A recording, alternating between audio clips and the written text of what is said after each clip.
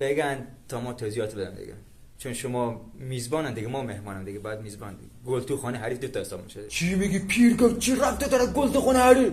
چی بگم بلد نیم گپ زنم. خب آقا داما راست میگن دیگه، شما میزبان ما مهمانم دیگه، بالاخره اول شما باید توضیحات بدن با هم آشنا بشن، بعد ما توضیح بدن که با هم آشنا بشن. دختر بنده تک فرزند هستن و اینکه تا 2-3 روز دیگه دکتراشون هم میگیرن انشالله به امید خدا. دکترا دارن درسته دختر خانم؟ بله دکترا دارن. تخمیم حساب نمیشه تو. چیزی شده؟ نه با پسر ما بودیم، گفتم ما شوخی دستی داریم. آها خودم هم که انشالله یه کارخونه دارم، یه کارخونه دیگه میخوام بزنم، انشالله تا چند روز دیگه کارخونه‌مو افتتاح میکنم. پیل کارخونه داره. خود دکترا پیل کارخونه داره. اوکی.